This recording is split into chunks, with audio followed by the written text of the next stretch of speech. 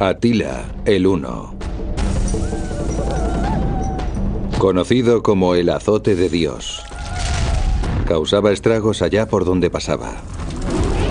Era un matón, un extorsionista, un asesino. Las historias sobre Atila son espantosas, pero las hemos recibido a través de personas nada objetivas, sus enemigos. Ahora es posible revelar la verdad que hay detrás de sus relatos. Los investigadores buscarán al verdadero Atila, sometiendo los hechos ocurridos en su vida a análisis científicos. Los restos arqueológicos revelarán que la sola imagen de los hunos causaba pavor entre sus enemigos. Y un psiquiatra tumbará a Atila en su diván para descubrir si era tan malvado como se cuenta. Y el lugar que le corresponde entre los malos de la historia. Los malos de la historia. Atila. Era un peligroso bárbaro al que se describe como uno de los mayores monstruos de la historia. Incluso a día de hoy, su nombre Atila el Huno es sinónimo de salvajismo. Para entender mejor su comportamiento, el psiquiatra David Malott lo analizará. ¿Atila era un creador de imperios? ¿O un asesino despiadado? Situaremos a Atila en un psicógrafo que establezca una comparación con otros tiranos de la historia, como Gengis Khan o Calígula. Tiene un currículo fuera de serie. A su lado, Aníbal Lecter parece la Madre Teresa. En la ciudad francesa de Reims, entró en la iglesia y decapitó al arzobispo. Estaba decidido a convertirse en un bárbaro temible y lo consiguió. Destruyó toda una cultura, hombres, mujeres y niños incluidos, solo por su oro y riquezas. Atila causaba pavor por ser un asesino en masa, un saqueador, un expoliador y un salvaje. Masacró a todo un ejército romano. Era sumamente despiadado. Y ejecutaba a los desertores de la manera más sangrienta posible. Para Atila, la lealtad lo era todo. Y a los traidores, los castigaba con tal brutalidad que hubiesen deseado no haber nacido. Las historias de terror se sucedían, mostrando un nivel de salvajismo apenas concebible. Quizás porque las escribieron sus archienemigos, los romanos.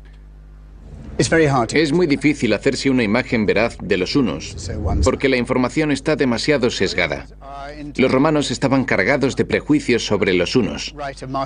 El escritor romano Marcelino escribió lo siguiente sobre ellos. Ignoran totalmente la diferencia entre el bien y el mal. Son una raza salvaje, devorada por su pasión por saqueos, robos y matanzas.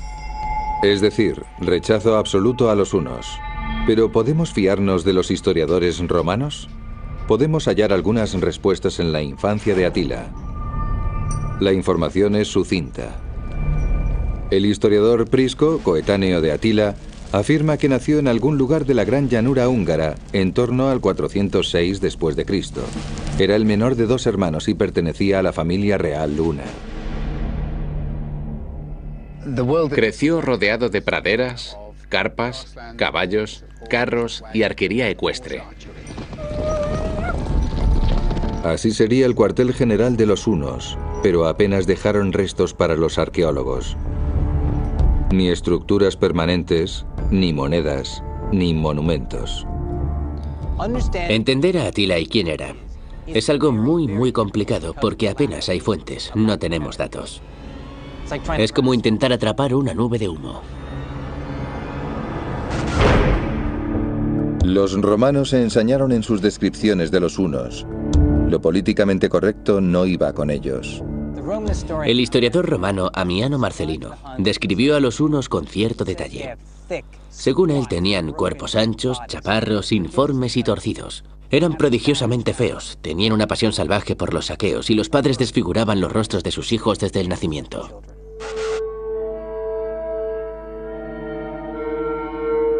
¿Entonces Atila era una especie de monstruo sacado de una película de miedo? Ciertos restos hallados en los escasos yacimientos arqueológicos han ofrecido resultados sorprendentes. En unas excavaciones de Győr, Hungría, se encontraron cráneos de hunos pertenecientes a la época de Atila. El hallazgo fue asombroso. Los cráneos estaban deformados. Entre los hunos, era común deformar el cráneo de los niños.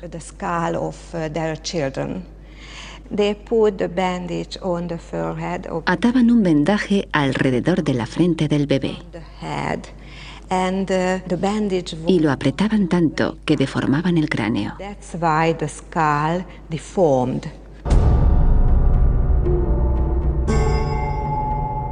Así que Marcelino los había descrito adecuadamente. Además, para los romanos, su procedencia étnica no era sino un añadido en su extraña apariencia. Una gran parte de los hunos provenían de Asia. Esto, añadido al hecho de que tenían los cráneos deformados, explica que los describieran como terroríficos, diferentes, salvajes.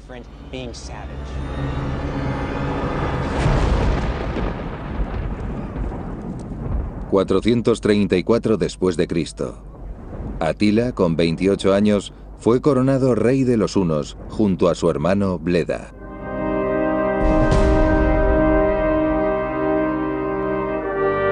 Se hicieron con el poder de un territorio que se extendía desde Alemania a Asia Central, desde el Danubio hasta el mar Báltico. Una superficie enorme. Y los hermanos querían algo para aderezarlo. Oro, mucho oro. Y el mejor sitio donde encontrarlo estaba muy cerca, al otro lado del Danubio. A un lado estaba el Imperio Romano, la civilización con todo lo que ello conlleva. Y al otro, los bárbaros, los hunos. Estaban tan cerca que podían oler el botín.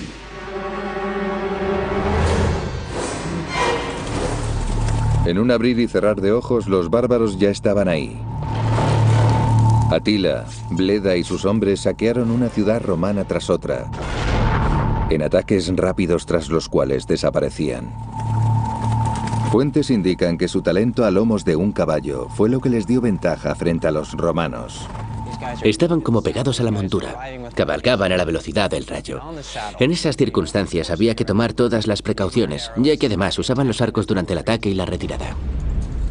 ¿Exageraban los romanos de nuevo o tenía Atila un arma secreta? Lo que distinguía a los jinetes hunos de los romanos era la montura. A diferencia de las romanas, las monturas hunas tenían una sección elevada en la parte anterior y posterior. La ventaja de esta montura es que proporcionaba una gran sujeción por delante y por detrás. De esta manera, los jinetes podían girar el torso y disparar en cualquier dirección. Estás prácticamente amarrado a la montura.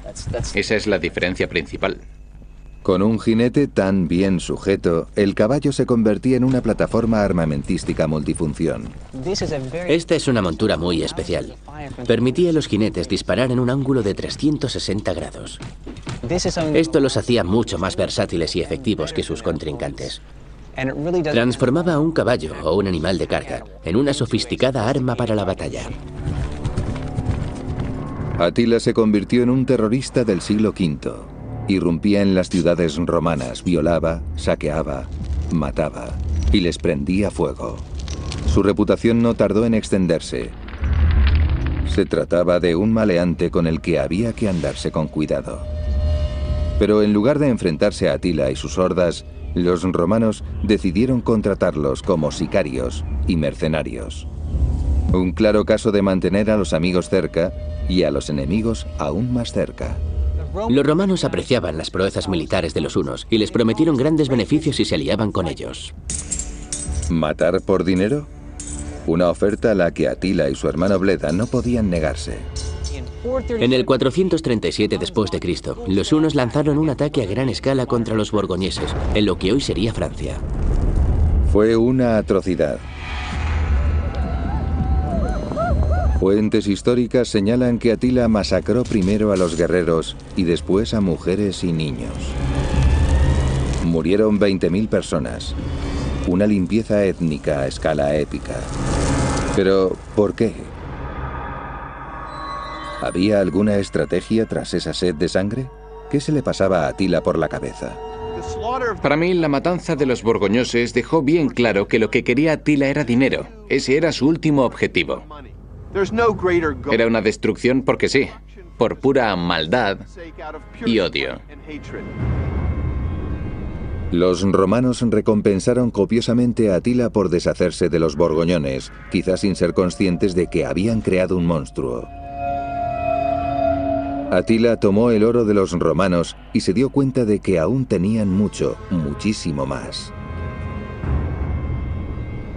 Una vez tuvieron recibido todo aquel dinero de los romanos, se dieron cuenta de que podían volver a por más una y otra vez. Pero saquear y masacrar tribus de medio pelo no era suficiente para Atila. Querían más dinero. Y solo había un pueblo al que pudiesen robarle tales cantidades: los romanos.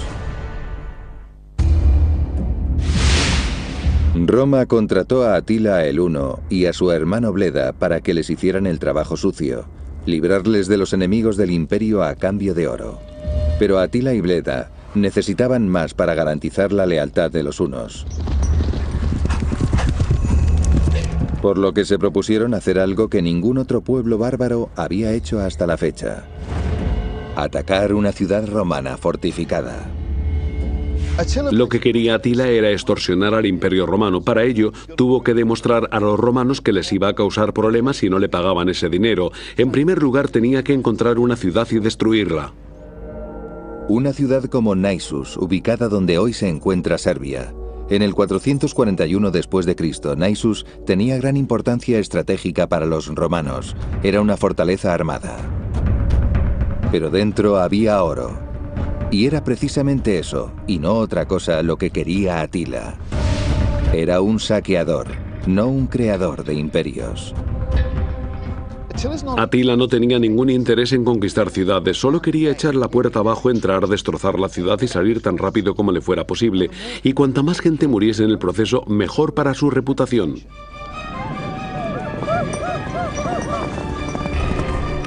Atila y su hermano enviaron allí a sus mejores tropas, pero su ataque fue repelido por los romanos. Entonces pasaron al plan B. Según Prisco, un diplomático romano de la época de Atila, no podía haber sido más sencillo: un árbol.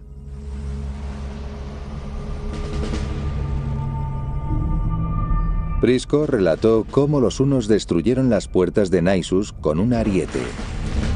Atila no se andaba con sutilezas. Pero ¿serían capaces Atila y Bleda, dos nómadas analfabetos, de construir un ariete lo suficientemente potente como para echar abajo las puertas de una ciudad? Este es un trabajo para el equipo SWAT. La unidad de respuesta de emergencia de la Policía Provincial de Ontario, Canadá, va a encargarse de poner a prueba el ariete de Atila. Lo primero es hacerse con un ariete de características similares al que utilizó Atila. Prisco comentó que era un tronco de árbol con metal en la punta, que sujetaban mediante una estructura que lo recubría. Seguramente iría cubierto con algo de cestería de sauce y llevaría protección, porque una de las cosas más importantes que necesitas cuando estás echando abajo los muros de alguien es protegerte de las rocas que pueden estar tirándote. La policía intentará irrumpir en una fábrica con puertas de acero y muros de cemento. Estas puertas son muy similares a las que tendrían los romanos en sus ciudades. Serían de este tamaño, de doble batiente. Por el otro lado, habría un travesaño para protegerlas y evitar que la gente entrase. ¿Listos? Tirad.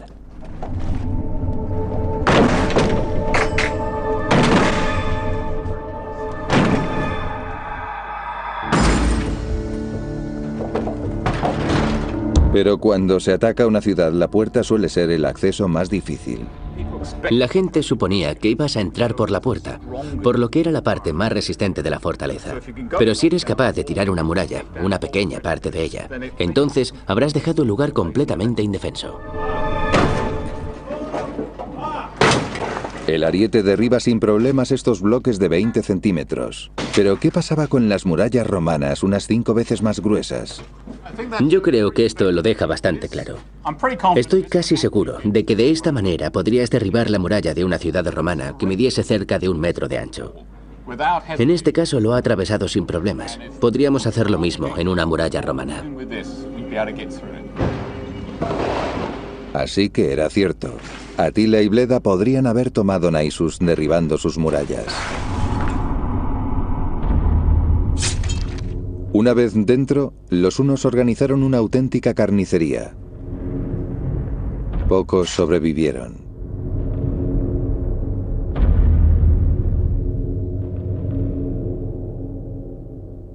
El Imperio Romano se quedó conmocionado. Era la primera vez que caía una ciudad fortificada. La noticia corrió como la pólvora. Atila no era un bárbaro como los que habían conocido hasta entonces. Y las ciudades imperiales estaban a su alcance. Podemos imaginar el pánico que debieron sentir los romanos al enterarse de que Atila iba atacando ciudades y convirtiendo casas como estas en ceniza. Evidentemente, eso era precisamente lo que él quería. Como a cualquier terrorista, el miedo lo hacía más fuerte. El reinado del terror de Atila y su hermano no había hecho más que empezar. A continuación subieron el listón y fueron a por la ciudad más rica del mundo. Constantinopla. La capital del Imperio Romano de Oriente. Estamos en lo más alto de la antigua Constantinopla, la joya del este, un auténtico trofeo. Como es de suponer, la ciudad estaba prácticamente blindada. Atila debería ingeniárselas para acceder a su interior, donde estaba lo que tanto ansiaba, botín y más botín. Tomar Naissus ya había sido impresionante, pero Constantinopla no era Naissus. La ciudad imperial con más de 500.000 de habitantes estaba fuertemente amurallada. Estos son los muros de Constantinopla. El tiempo se ha encargado de revelárnoslos. Son sumamente gruesos, 4 o 5 metros. Pero los muros no son su única defensa. Miremoslo desde el punto de vista de los atacantes. Primero los campos, en los que entonces había un foso. Después, una primera muralla defensiva. Luego una plataforma en la que se acumularían las tropas. Y por último, la muralla principal. Era la ciudad con las mejores defensas del mundo antiguo. Pero Atila tenía un arma superior, mucho más poderosa que su ariete. La guerra psicológica. Su pavorosa reputación alcanzó Constantinopla mucho antes de que él lo hiciera. Atila podía tomar ciudades inexpugnables, y una vez dentro, todo el mundo moría. Los romanos se vinieron abajo. En vez de confiar en sus defensas, arrojaban oro a Atila para que se marchara. Uno de los sobornos alcanzó las 6.000 libras de oro, es decir, 3 toneladas. Lo que hoy equivaldría a 75 millones de euros. Más dinero del que Atila nunca hubiera visto. Pero ni siquiera 6.000 libras de oro fueron suficientes para Atila. También buscaba vengarse. Quería ajustar cuentas con algunos desertores de su ejército que en ese momento se encontraban tras las murallas de Constantinopla. Los romanos se los entregaron y sufrieron la peor de las suertes. Atila era despiadado. Si algún miembro de su ejército desertaba y cambiaba de bando, pedía, exigía que se lo entregaran, y lo conseguía. Entonces no lo recibía con los brazos abiertos. Los empalaba, los machacaba, los dejaba colgando para morir a lo largo de 2 días. Así era Atila el Huno. Y así castigaba la traición.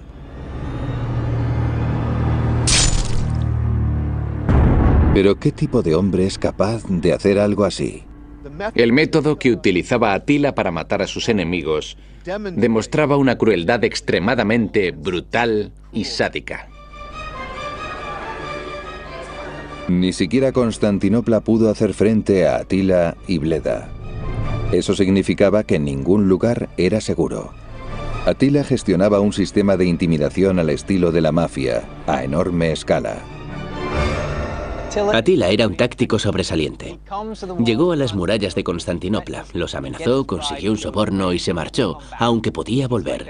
Era como un capo de la mafia que se presenta constantemente, que no deja de extorsionar y acaba convirtiéndose en parte de tu vida, de tu cultura, y no puedes librarte de él. Solo había una cosa que separaba a Atila del poder absoluto: su compañero de batallas y hermano de sangre, Bleda. Atila el Huno y su hermano Bleda habían creado uno de los mayores clanes de la historia, dedicado a extorsionar a los romanos a cambio de oro. El negocio familiar fue como la seda durante 12 años. Entonces el amor fraterno se transformó en rivalidad. Un día, en el año 445, Bleda salió de caza, para no volver.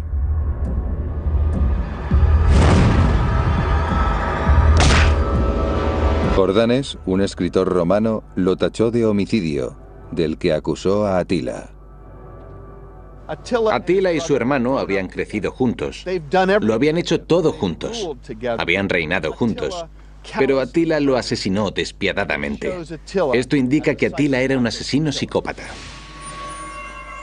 Ahora, Atila era el único líder de los hunos. Se había hecho rico extorsionando a los romanos, y con ese oro se aseguraba la lealtad de sus hombres. Pero los romanos estaban hartos. Reunieron un ejército para enfrentarse a Atila en el campo de batalla de Utus, donde a día de hoy se encuentra Bulgaria. Fue una debacle. El ejército romano fue arrasado. Y los supervivientes tuvieron que buscarse excusas. Los romanos tenían que justificar su derrota ante estos bárbaros. ¿Y qué es lo que dicen? Evidentemente no es que sean más sofisticados, fuertes o inteligentes. Lo que pasaba es que les superaban con creces el número. Océanos de enemigos arrasando al pequeño ejército romano. Fuentes romanas afirman que el ejército de Atila alcanzaba el 500.000, mientras que el romano rondaba los 120.000. La proporción era de 4-1. La explicación dejaba intacta la honra de los romanos. ¿Pero era cierta? Basándonos en datos sobre la cría de animales, ahora es posible calcular el tamaño real del ejército de Atila. Basta con conocer el número de caballos. Los pastos de los hunos se encuentran aquí, en la gran llanura húngara, una cuenca natural que limitaba con los Alpes, los Cárpatos y el Danubio. Ciertos estudios han demostrado que los pastos de Hungría pueden albergar a unos 150.000 caballos. Bastantes menos de los que apuntaban los romanos. Además, lo más probable es que cada hombre de Atila tuviese varios caballos para cubrir distancias más rápidamente. Si cada jinete uno tenía, por poner, 5 caballos, podemos calcular que su ejército ascendería a 30.000 individuos. Una fuerza modesta con la que enfrentarse al Imperio Romano. Los romanos tendrían que buscarse una excusa mejor que los números apabullantes de los hunos. Los análisis apuntan a lo contrario a lo que afirmaban los romanos. Eran ellos los que superaban a los hunos por 4-1, no al revés. ¿Cómo lo consiguió Atila? El escritor romano Marcelino puede darnos alguna pista. Sus observaciones sobre los hunos poco antes del nacimiento de Atila dejan ver que tenían un enfoque distinto de la guerra. Primero enviaban arqueros para romper las filas romanas. Después desplegaban dos armas muy comunes para las que los romanos no estaban preparados: el lazo y la red. Un equipamiento muy sencillo usado con gran eficacia. Había gente especialmente designada para utilizarlo y coordinar toda la maniobra. Por ejemplo, si atacaban desde una esquina, desde un flanco hasta el flanco opuesto, se valdrían hábilmente de la cuerda, en una maniobra perfectamente orquestada. Ante jinetes armados con lazos, la infantería romana no tenía escapatoria. Se lo tiraban al cuello y los arrastraban con fuerza. Morían en segundos. Los romanos no sabían reaccionar ante esas tácticas. Murieron decenas de miles. Además, había otro motivo por el que los romanos fueron arrasados. Porque ya no eran el ejército disciplinado que había dominado a los bárbaros durante siglos. Este es el típico legionario de Roma que vemos en las películas de Hollywood. Lleva una armadura conocida como lorica segmentata, por las distintas capas segmentadas que incluye. Un casco, un gran escudo rectangular diseñado para luchar en orden cerrado. Juntaban todos los escudos y levantaban las jabalinas, los pilum, y se los lanzaban al enemigo. Cargaban hacia adelante protegiéndose con los escudos, sacaban las espadas cortas y apuñalaban. Así eran los soldados que habían conquistado el mundo. Pero en la época de Atila, estos soldados habían pasado a la historia. En la época de Atila, los legionarios romanos eran más bien así. Se parece poco a ese otro de ahí. Mira, lleva pantalones como los de los bárbaros y el casco también responde a los diseños bárbaros persas. Al parecer, el ejército romano podría haber estado compuesto en su mayor parte por mercenarios, bárbaros. No tenían ni la formación ni el equipamiento del ejército romano que había conquistado el mundo. Devastados por la derrota, los romanos de Constantinopla pidieron la paz. Se nombró a un enviado para que se desplazase hasta el cuartel general de Atila, en Hungría, para pactar las condiciones. Junto a él viajó Prisco, autor de los únicos documentos jamás escritos en primera persona sobre Atila. El historiador John Mann rehará ahora su camino. Salieron desde Constantinopla hacia el norte y debieron de tardar cerca de un mes. Día tras día, Prisco descubría muestras espantosas de la brutalidad de Atila. Por todo el camino encontraron áreas que los hunos habían arrasado en su camino hacia el sur. Una de ellas era la ciudad de Naissus, hecha trizas. Todavía quedaban cráneos por todas partes y huesos a la orilla del río.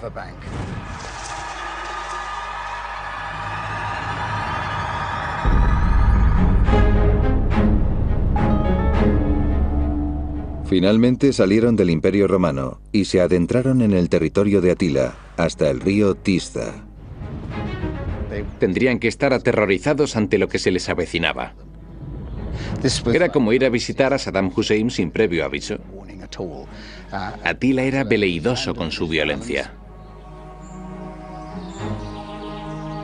No se sabe exactamente dónde se encontraron Prisco y Atila, pero John Mann calcula que no lejos de este punto. Creo que esto es lo que andábamos buscando. Prisco debió de encontrarse con Atila en un sitio como este.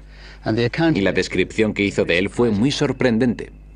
Prisco esperaba encontrar una ciudad nauseabunda compuesta por tiendas y con bárbaros pestilentes, pero se equivocaba. No solo había cabañas de madera, sino que junto a él habían construido un complejo de baños en piedra. Prisco vio un complejo de baños en la sede de Atila.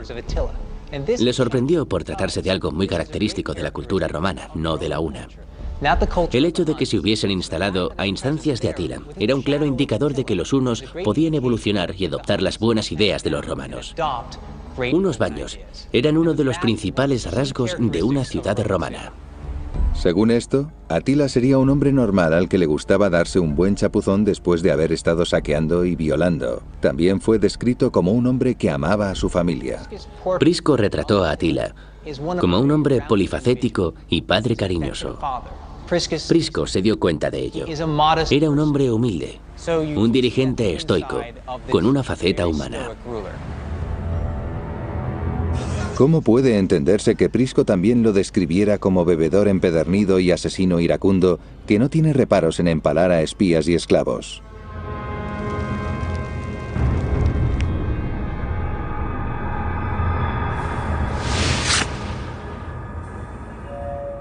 ¿Cómo era Atila en realidad? De puertas para adentro, Atila sabía mantener las formas de un ciudadano romano de clase alta.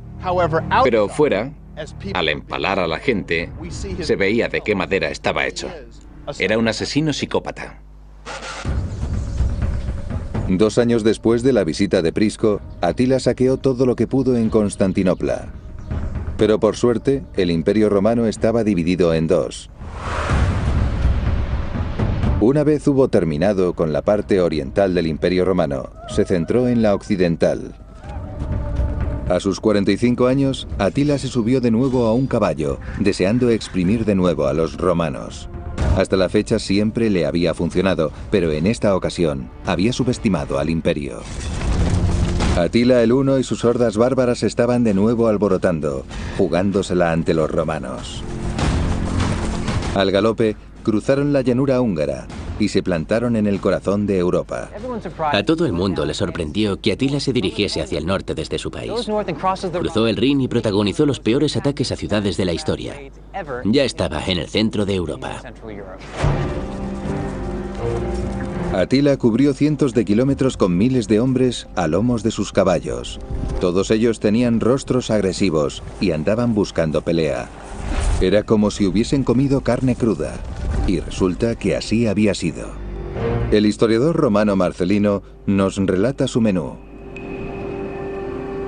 Carne sin cocinar, que calentaban en el lomo del caballo. Pero la carne cruda es difícil de digerir, incluso para un bárbaro. Es posible que los romanos estuviesen demonizando a sus adversarios de nuevo. El historiador Robert Mason se ha propuesto descubrirlo. Hemos preparado esta manta para la silla de montar, para que haya la menor cantidad posible de pelo de caballo.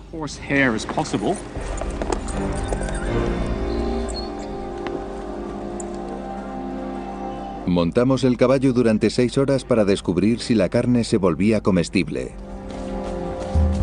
o simplemente repugnante.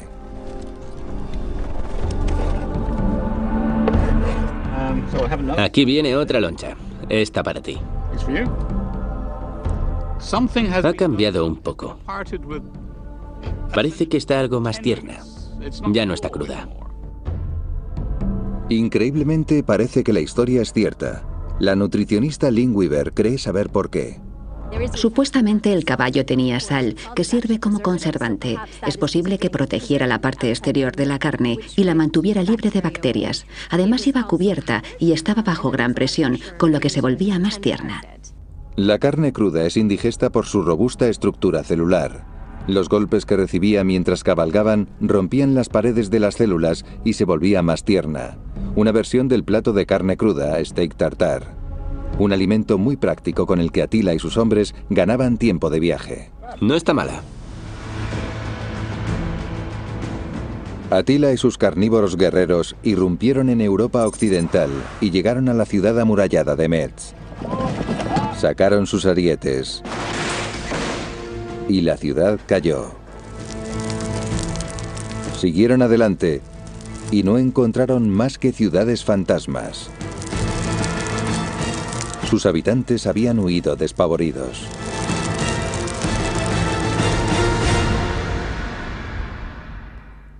Pero en Reims, el arzobispo Nicasio se mantuvo firme, entonando cánticos con los que pretendía detener al bárbaro. Pero a Atila la música le traía sin cuidado. Rebanó la cabeza del arzobispo.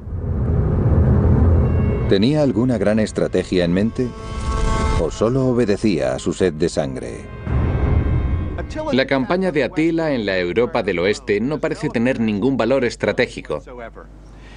Lo movía únicamente la venganza, el odio y la destrucción. Finalmente, Atila llegó a los campos cataláunicos, al norte de Francia, y se dio de bruces con los ejércitos romanos de la Europa occidental. El general romano Aecio tenía una estrategia sencilla: superarlos en número. Había recorrido la Galia y reunido a todas las tribus que guardaban rencor a Atila, desde los borgoñones supervivientes a los visigodos. 2 ejércitos frente a frente. Que empiece la acción. La clave de esta batalla eran las plataformas altas. En la llanura cataláunica había una cresta elevada entre los 2 ejércitos y ambos corrieron para ser los primeros en llegar a ellas. Los romanos lo lograron. En ese momento les bastó con quedarse esperando a que los jinetes de Atila subieran por la colina. Caballería contra una infantería aferrada a una posición defensiva. Ambas partes sufrieron bajas. Sidonio Apolinar, un poeta galo de la época, afirma que murieron 100.000 hombres en un solo día y que el río que atravesaba la llanura fluía de un color rojo sangre. Los hunos venían en oleadas cresta arriba y siempre eran repelidos una y otra vez. Entonces, en el momento clave, los visigodos cargaron colina abajo. Atila tuvo que replegarse hasta su campamento. Había ocurrido lo impensable. Atila había perdido la batalla. Aecio resultó victorioso por obligar a Atila a luchar frente a frente, en vez de permitir que usara sus tácticas de guerrilla. Atila demostró ser un mal perdedor. Había perdido su primera gran batalla. Pero eso no iba a disuadirlo. Creía en la fuerza bruta y estaba furioso. Quería vengarse, quería la revancha. Y eso fue exactamente lo que hizo. Decidió que Roma pagaría por aquello y puso sus ojos chispeantes en Italia. Cruzó los Alpes e inició una nueva campaña de muerte y destrucción. En primer lugar, en la ciudad fortificada de Aquilea. Sus artilugios funcionaron. Los hombres de Atila irrumpieron en la ciudad y la destrozaron. Pero alguien iba por delante de Atila, su aterradora reputación. Pueblos enteros huían de su camino. Pero entonces Atila titubeó. Cuenta la historia que el Papa se interpuso en su camino y lo convenció para que diese la vuelta. Pero la realidad pudo ser menos espiritual y tener más que ver con las enfermedades que asolaban Europa. Había muchos motivos por los que volverse. El hambre quizás, o con más probabilidad una plaga. Al final no fueron los italianos los que lo derrotaron, sino las bacterias. Con una plaga acuciando a sus hombres y el invierno a las puertas, Atila hizo lo más sensato: volverse a casa. Para lo que Atila estaba acostumbrado, en esta gira europea no había tenido demasiado éxito. Aún así, tenía una gran cantidad de bienes saqueados y oro de sus extorsiones. Tenía unos 47 años y había sobrevivido a 19 años de guerra. No lo mató una batalla, sino su arduo estilo de vida. Atila el Huno. Con él llegó el infierno. Aterrorizó Europa y los Balcanes durante 10 años. Amasó una enorme fortuna y mató a cientos de miles de personas. Hacia el año 453 después de Cristo estaba fatigado, listo para descansar y relajarse un poco, pero no lo consiguió. Se casó de nuevo con una mujer preciosa, según se cuenta. Era maravillosa, joven. La llevó a su habitación. Pero a la mañana siguiente amaneció muerto. Según Prisco, cuando encontraron el cuerpo de Atila, había sangrado por la nariz. ¿Es posible que semejante guerrero tuviese tan innoble muerte? ¿El azote de Dios, muerto por una hemorragia nasal, sería posible? Prisco nos ofrece datos médicos en su informe sobre la muerte de Atila. Lo encontraron aturdido, con mucha sangre por la boca, y también había sangre por los alrededores. No había rastro de vómitos. Sabiendo esto, puede utilizarse un simulador médico que establezca una causa probable de su muerte. Las posibilidades son que la sangre viniera de sus pulmones o bien del tracto digestivo. La tuberculosis, las infecciones o un tumor pueden causar hemorragias en los pulmones, pero solo pequeñas cantidades de sangre espumosa. No encaja con la descripción de Briscoe. Attila había bebido mucho toda su vida y es probable que padeciese del hígado. Una de las consecuencias de ello es que el vaso sanguíneo que alimenta al hígado empieza a expandirse y llenarse aún más. Los vasos sanguíneos de la garganta van a parar a una de las venas principales que baja hasta el hígado. Cuando hay demasiada presión, estos vasos pueden reventar o desgarrarse, provocando una enorme hemorragia. Estas eran consecuencias lógicas de una vida dura. Demasiado alcohol, demasiadas juergas y demasiado estrés. Una noche que debería haber sido de felicidad absoluta acabó con un ataque de tos, una repentina hemorragia y una gran pérdida de sangre. El paciente acaba ahogándose en su propia sangre. En el caso de Attila, probablemente fue un poco de todo. Estado de shock por la enorme hemorragia, la tráquea llena de sangre, la asfixia. Todo ello le causó la muerte. Una muerte sangrienta para un asesino sangriento. Attila creció como un nómada en las llanuras húngaras y desafió el poder del Imperio Romano. Las muertes que causó se cuentan por cientos de miles. Libró guerras de terror y extorsión. Cometió un genocidio barriendo a los borgoñones en medio de un tremendo derramamiento de sangre. Arrasó ciudad tras ciudad, simplemente porque podía. Las calles rebosaban de cuerpos en descomposición. Su venganza contra los traidores era horrenda. El empalamiento, una muerte lenta y dolorosa. ¿Qué puesto le corresponde en el palmarés de los malos de la historia? Attila, ¿era un asesino psicópata que mataba por placer como Calígula? ¿O tenía un proyecto como Gengis Khan? Su violencia, sus conquistas, no parecían tener un fin claro. Arrasaba con todo sin motivo alguno. Era un asesino cruel y despiadado. Attila está en lo más alto de la lista de psicópatas. Lo único que le importaba a Attila era la destrucción. No planeaba asegurar el futuro de los hunos. En comparación con otros tiranos de la antigüedad, Attila apenas tenía creatividad alguna. No resolvía problemas, no construía nada, no dejaba nada tras de sí. Ante la duda, mataba. Tenía un perfil psicológico deleznable que aún existe hoy. Attila era como un capo de la droga, un Pablo Escobar. Solo le interesaba el poder, el dinero. No creaba nada, no construía nada. Si alguien se metía en su camino, lo mataba. Es posible que Attila fuese el primer gran terrorista de la historia. Consiguió amasar una enorme fortuna en el siglo V mediante su campaña de intimidación. Pero su falta de visión hizo que no sentara las bases de una civilización duradera. Muerto Attila, esta se desmembró. 30 años después, el gran imperio de Attila había desaparecido por completo.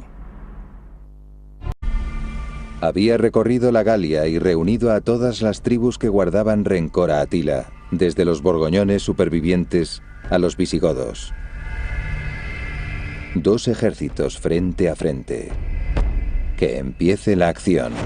La clave de esta batalla eran las plataformas altas. En la llanura cataláunica había una cresta elevada entre los 2 ejércitos y ambos corrieron para ser los primeros en llegar a ellas. Los romanos lo lograron. En ese momento les bastó con quedarse esperando a que los jinetes de Attila subieran por la colina. Caballería contra una infantería aferrada a una posición defensiva. Ambas partes sufrieron bajas. Sidonio Apolinar, un poeta galo de la época, afirma que murieron 100.000 hombres en un solo día y que el río que atravesaba la llanura fluía de un color rojo sangre. Los hunos venían en oleadas cresta arriba y siempre eran repelidos una y otra vez. Entonces, en el momento clave, los visigodos cargaron colina abajo.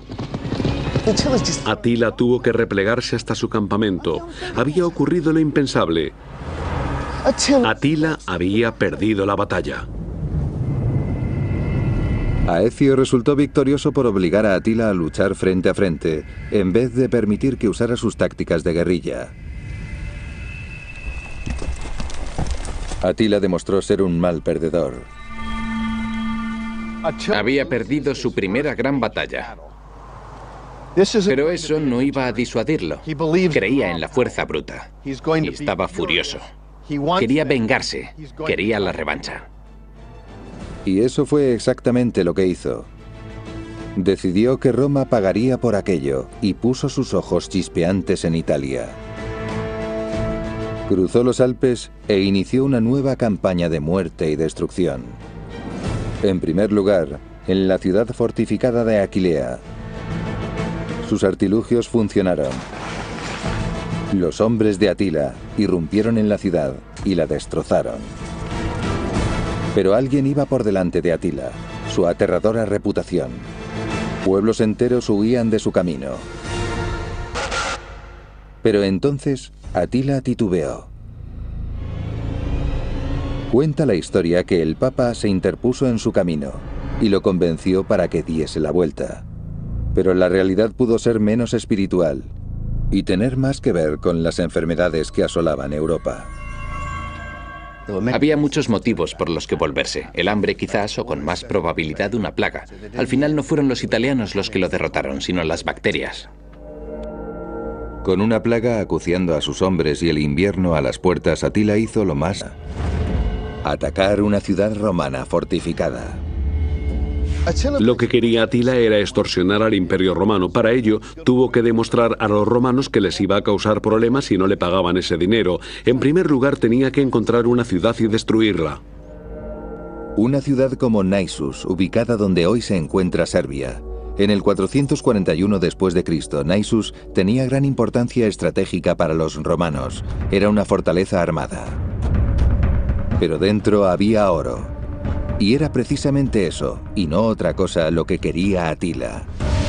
Era un saqueador, no un creador de imperios. Atila no tenía ningún interés en conquistar ciudades, solo quería echar la puerta abajo, entrar, destrozar la ciudad y salir tan rápido como le fuera posible. Y cuanta más gente muriese en el proceso, mejor para su reputación.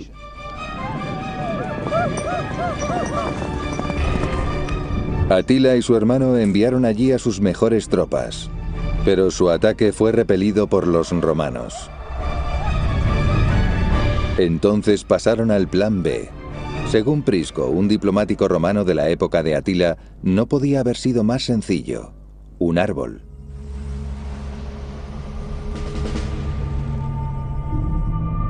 Prisco relató cómo los hunos destruyeron las puertas de Naissus con un ariete. Atila no se andaba con sutilezas. Pero ¿serían capaces Atila y Bleda, dos nómadas analfabetos, de construir un ariete lo suficientemente potente como para echar abajo las puertas de una ciudad? Este es un trabajo para el equipo SWAT. La unidad de respuesta de emergencia de la Policía Provincial de Ontario, Canadá, va a encargarse de poner a prueba el ariete de Atila. Lo primero es hacerse con un ariete de características similares al que utilizó Atila. Prisco comentó que era un tronco de árbol con metal en la punta, que sujetaban mediante una estructura que lo recubría. Seguramente iría cubierto con algo de cestería de sauce y llevaría protección, porque una de las cosas más importantes que necesitas cuando estás echando abajo los muros de alguien es protegerte de las rocas que pueden estar tirándote. La policía intentará irrumpir en una fábrica con puertas de acero y muros de cemento. Estas puertas son muy similares a las que tendrían los romanos en sus ciudades. Serían de este tamaño, de doble batiente. Por el otro lado, habría un travesaño para protegerlas y evitar que la gente entrase. ¿Listos? Tirad. Tardar cerca de un mes. Día tras día, Prisco descubría muestras espantosas de la brutalidad de Atila. Por todo el camino encontraron áreas que los hunos habían arrasado en su camino hacia el sur. Una de ellas era la ciudad de Naissus, hecha trizas. Todavía quedaban cráneos por todas partes y huesos a la orilla del río.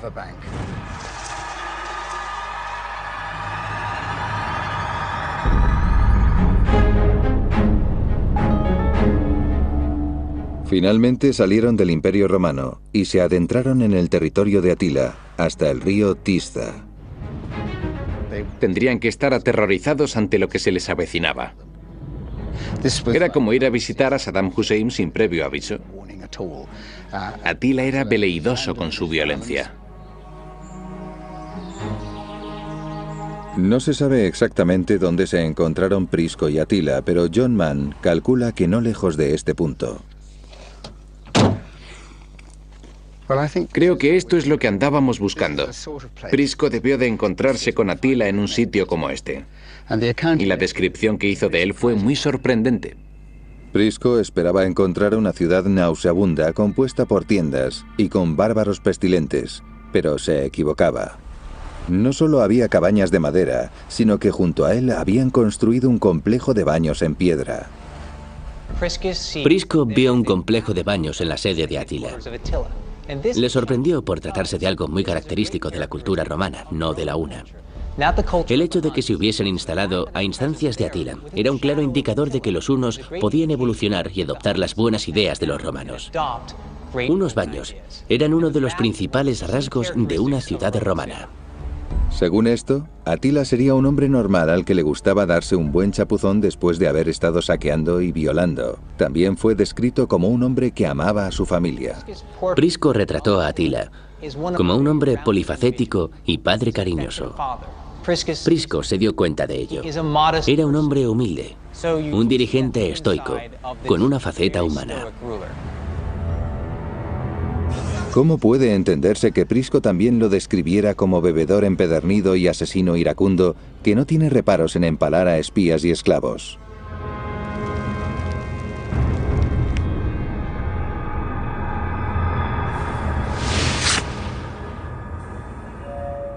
¿Cómo era Atila en realidad? De puertas para adentro, Atila sabía mantener las formas de un ciudadano romano de clase alta. Pero fuera, al empalar a la gente, se veía de qué madera estaba hecho. Era un asesino psicópata. Se hicieron con el poder de un territorio que se extendía desde Alemania a Asia Central, desde el Danubio hasta el mar Báltico.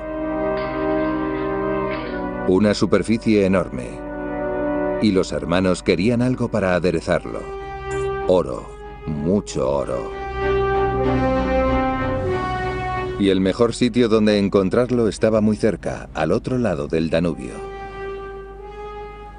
A un lado estaba el Imperio Romano, la civilización con todo lo que ello conlleva.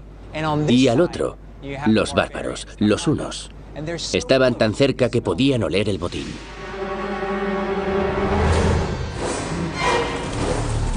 En un abrir y cerrar de ojos, los bárbaros ya estaban ahí. Atila, Bleda y sus hombres saquearon una ciudad romana tras otra, en ataques rápidos tras los cuales desaparecían. Fuentes indican que su talento a lomos de un caballo fue lo que les dio ventaja frente a los romanos. Estaban como pegados a la montura, cabalgaban a la velocidad del rayo. En esas circunstancias había que tomar todas las precauciones, ya que además usaban los arcos durante el ataque y la retirada. ¿Exageraban los romanos de nuevo o tenía Atila un arma secreta? Lo que distinguía a los jinetes hunos de los romanos era la montura. A diferencia de las romanas, las monturas hunas tenían una sección elevada en la parte anterior y posterior. La ventaja de esta montura es que proporcionaba una gran sujeción por delante y por detrás. De esta manera, los jinetes podían girar el torso y disparar en cualquier dirección. Estás prácticamente amarrado a la montura. Esa es la diferencia principal. Con un jinete tan bien sujeto, el caballo se convertía en una plataforma armamentística multifunción. Esta es una montura muy especial. Permitía a los jinetes disparar en un ángulo de 360 grados. Esto los hacía mucho más versátiles y efectivos que sus contrincantes. Transformaba a un caballo o un animal de carga en una sofisticada arma para la batalla. Atila se convirtió en un terrorista del siglo V. Irrumpía en las ciudades romanas, violaba, saqueaba, mataba y les prendía fuego. Su reputación no tardó en extenderse. Se trataba de un maleante con el que había que andarse con cuidado. Pero en lugar de enfrentarse a Atila y sus hordas, los romanos decidieron contratarlos como sicarios y mercenarios. Un claro caso de mantener a los amigos cerca y a los enemigos aún más cerca. Los romanos apreciaban las proezas militares de los hunos y les prometieron grandes beneficios si se aliaban con ellos. Esta manta para la silla de montar, para que haya la menor cantidad posible de pelo de caballo.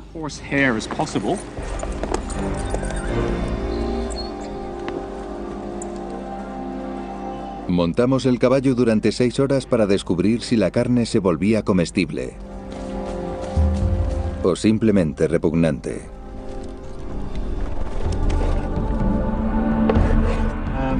Aquí viene otra loncha. Esta para ti. Ha cambiado un poco. Parece que está algo más tierna. Ya no está cruda. Increíblemente parece que la historia es cierta. La nutricionista Lynn Weaver cree saber por qué.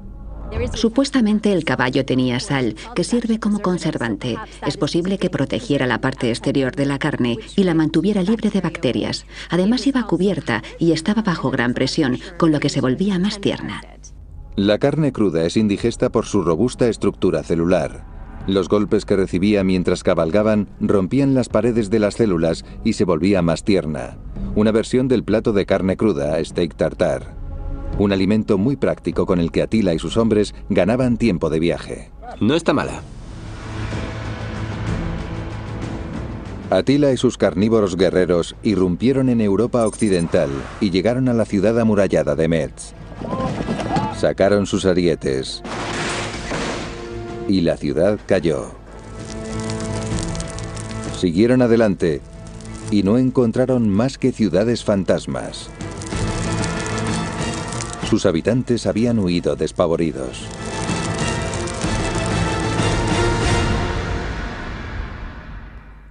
Pero en Reims, el arzobispo Nicasio se mantuvo firme, entonando cánticos con los que pretendía detener al bárbaro. Pero a Atila la música le traía sin cuidado. Rebanó la cabeza del arzobispo. ¿Tenía alguna gran estrategia en mente? ¿O solo obedecía a su sed de sangre? La campaña de Atila en la Europa del Oeste no parece tener ningún valor estratégico. Lo movía únicamente la venganza, el odio y la destrucción. Finalmente, Atila llegó a los campos cataláunicos, al norte de Francia, y se dio de bruces con los ejércitos romanos de la Europa occidental. El general romano Aecio tenía una estrategia sencilla: superarlos en número. Había recorrido la Galia y reunido a todas las tribus que guardaban rencor a Atila, desde los borgoñones supervivientes a los visigodos. Atila por la cabeza. Para mí, la matanza de los borgoñoses dejó bien claro que lo que quería Atila era dinero. Ese era su último objetivo. Era una destrucción porque sí, por pura maldad y odio. Los romanos recompensaron copiosamente a Atila por deshacerse de los borgoñones, quizás sin ser conscientes de que habían creado un monstruo. Atila tomó el oro de los romanos y se dio cuenta de que aún tenían mucho, muchísimo más. Una vez hubieron recibido todo aquel dinero de los romanos, se dieron cuenta de que podían volver a por más una y otra vez. Pero saquear y masacrar tribus de medio pelo no era suficiente para Atila. Querían más dinero. Y solo había un pueblo al que pudiesen robarle tales cantidades: los romanos. Roma contrató a Atila el Huno y a su hermano Bleda para que les hicieran el trabajo sucio, librarles de los enemigos del imperio a cambio de oro. Pero Atila y Bleda necesitaban más para garantizar la lealtad de los hunos. Por lo que se propusieron hacer algo que ningún otro pueblo bárbaro había hecho hasta la fecha: atacar una ciudad romana fortificada. Lo que quería Atila era extorsionar al Imperio Romano. Para ello, tuvo que demostrar a los romanos que les iba a causar problemas si no le pagaban ese dinero. En primer lugar, tenía que encontrar una ciudad y destruirla. Una ciudad como Naissus, ubicada donde hoy se encuentra Serbia. En el 441 después de Cristo, Naissus tenía gran importancia estratégica para los romanos. Era una fortaleza armada. Pero dentro había oro. Y era precisamente eso, y no otra cosa, lo que quería Atila. Era un saqueador, no un creador de imperios. Atila no tenía ningún interés en conquistar ciudades, solo quería echar la puerta abajo, entrar, destrozar la ciudad y salir tan rápido como le fuera posible. Y cuanta más gente muriese en el proceso, mejor para su reputación.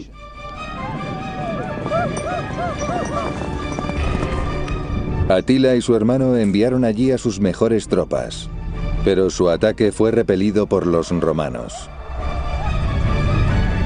Entonces pasaron al plan B. Según Prisco, un diplomático romano de la época de Atila, no podía haber sido más sencillo: un árbol.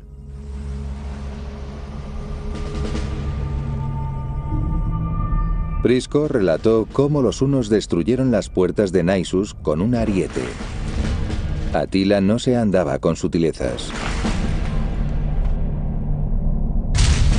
Pero ¿serían capaces Atila y Bleda, dos Flanco hasta el flanco opuesto, y se valdrían hábilmente de la cuerda, en una maniobra perfectamente orquestada? Ante jinetes armados con lazos, la infantería romana no tenía escapatoria. Se lo tiraban al cuello y los arrastraban con fuerza. Morían en segundos. Los romanos no sabían reaccionar ante esas tácticas. Murieron decenas de miles. Además, había otro motivo por el que los romanos fueron arrasados: porque ya no eran el ejército disciplinado que había dominado a los bárbaros durante siglos. Este es el típico legionario de Roma que vemos en las películas de Hollywood. Lleva una armadura conocida como lorica segmentata, por las distintas capas segmentadas que incluye. Un casco, un gran escudo rectangular diseñado para luchar en orden cerrado. Juntaban todos los escudos y levantaban las jabalinas, los pilum, y se los lanzaban al enemigo. Cargaban hacia adelante protegiéndose con los escudos, sacaban las espadas cortas y apuñalaban. Así eran los soldados que habían conquistado el mundo. Pero en la época de Atila, estos soldados habían pasado a la historia. En la época de Atila, los legionarios romanos eran más bien así. Se parece poco a ese otro de ahí. Mira, lleva pantalones como los de los bárbaros y el casco también responde a los diseños bárbaros persas. Al parecer, el ejército romano podría haber estado compuesto en su mayor parte por mercenarios, bárbaros. No tenían ni la formación ni el equipamiento del ejército romano que había conquistado el mundo.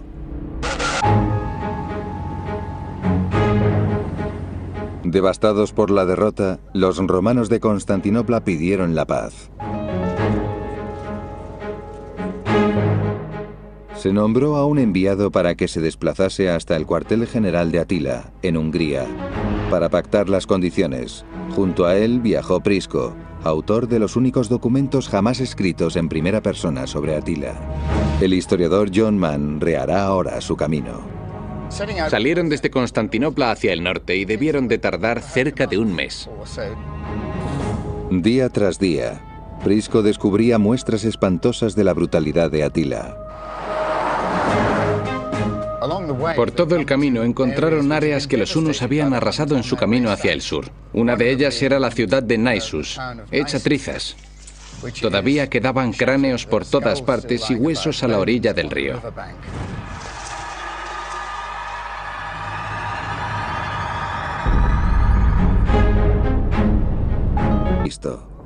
Atila, con 28 años, fue coronado rey de los hunos junto a su hermano Bleda.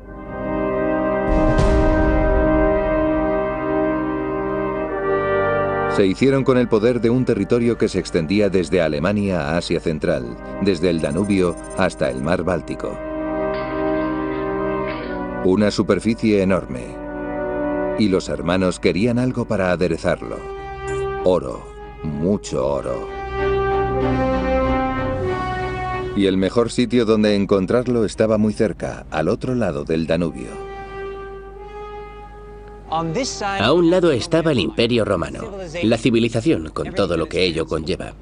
Y al otro, los bárbaros, los hunos. Estaban tan cerca que podían oler el botín.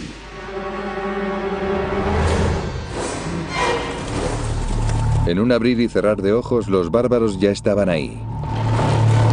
Atila, Bleda y sus hombres saquearon una ciudad romana tras otra, en ataques rápidos tras los cuales desaparecían. Fuentes indican que su talento a lomos de un caballo fue lo que les dio ventaja frente a los romanos. Estaban como pegados a la montura, cabalgaban a la velocidad del rayo. En esas circunstancias había que tomar todas las precauciones, ya que además usaban los arcos durante el ataque y la retirada. ¿Exageraban los romanos de nuevo o tenía Atila un arma secreta? Lo que distinguía a los jinetes hunos de los romanos era la montura. A diferencia de las romanas, las monturas hunas tenían una sección elevada en la parte anterior y posterior. La ventaja de esta montura es que proporcionaba una gran sujeción por delante y por detrás. De esta manera, los jinetes podían girar el torso y disparar en cualquier dirección. Estás prácticamente amarrado a la montura. Esa es la diferencia principal. Con un jinete tan bien sujeto, el caballo se convertía en una plataforma armamentística multifunción. Esta es una montura muy especial.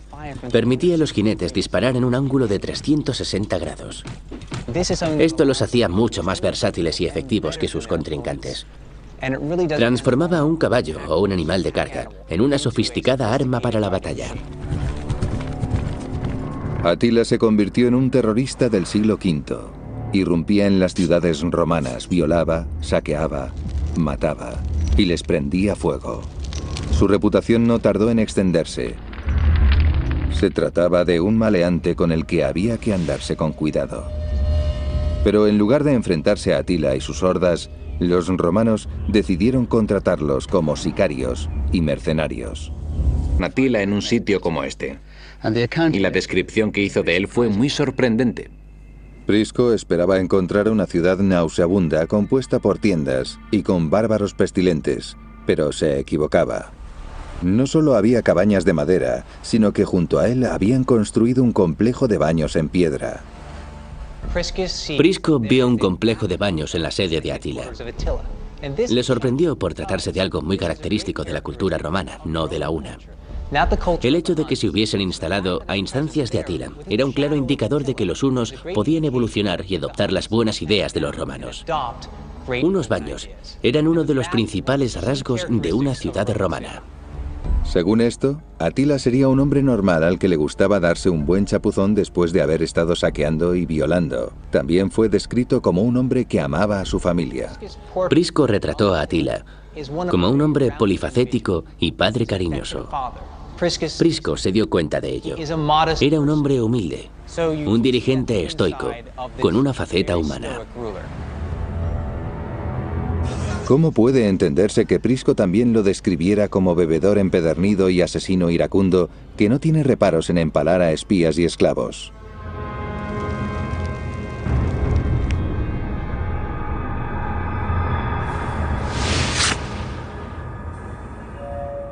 ¿Cómo era Atila en realidad? De puertas para adentro, Atila sabía mantener las formas de un ciudadano romano de clase alta. Pero fuera, al empalar a la gente, se veía de qué madera estaba hecho. Era un asesino psicópata. 2 años después de la visita de Prisco, Atila saqueó todo lo que pudo en Constantinopla. Pero por suerte, el Imperio Romano estaba dividido en 2. Una vez hubo terminado con la parte oriental del Imperio Romano, se centró en la occidental. A sus 45 años, Atila se subió de nuevo a un caballo, deseando exprimir de nuevo a los romanos. Hasta la fecha siempre le había funcionado, pero en esta ocasión había subestimado al imperio. Atila el Huno y sus hordas bárbaras estaban de nuevo alborotando, jugándosela ante los romanos. Al galope, cruzaron la llanura húngara y se plantaron en el corazón de Europa. A todo el mundo le sorprendió que Atila se dirigiese hacia el norte desde su país.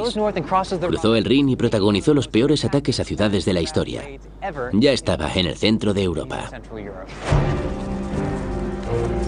Atila cubrió cientos de kilómetros con miles de hombres a lomos de sus caballos. Todos ellos tenían rostros agresivos y andaban buscando pelea. Era como si hubiesen comido carne cruda. Y resulta que así había sido. Podrían haber tomado Naissus derribando sus murallas. Una vez dentro, los hunos organizaron una auténtica carnicería. Pocos sobrevivieron.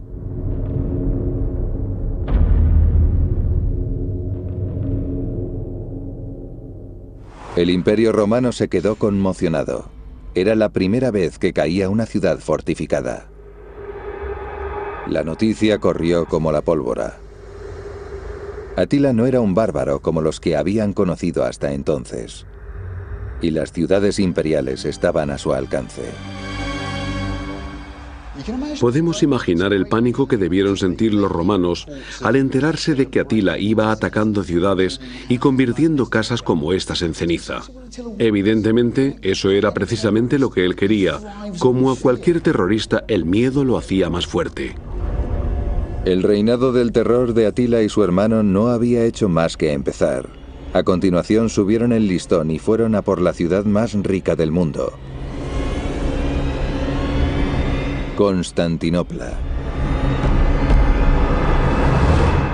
La capital del Imperio Romano de Oriente.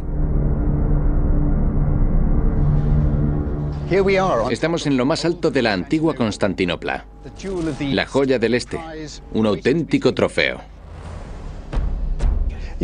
Como es de suponer, la ciudad estaba prácticamente blindada.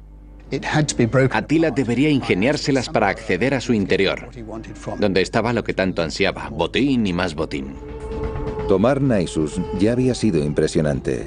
Pero Constantinopla no era Naissus. La ciudad imperial con más de 500.000 de habitantes estaba fuertemente amurallada. Estos son los muros de Constantinopla. El tiempo se ha encargado de revelárnoslos. Son sumamente gruesos, 4 o 5 metros. Pero los muros no son su única defensa. Miremoslo desde el punto de vista de los atacantes. Primero los campos, en los que entonces había un foso. Después, una primera muralla defensiva. Luego una plataforma en la que se acumularían las tropas. Y por último, la muralla principal. Era la ciudad con las mejores defensas del mundo antiguo. Pero Atila tenía un arma superior, mucho más poderosa que su ariete. La guerra psicológica. Su pavorosa reputación alcanzó Constantinopla mucho antes de que él lo hiciera. Atila podía tomar ciudades inexpugnables, y una vez dentro, todo el mundo moría. Los romanos se vinieron abajo. En vez de confiar en sus defensas,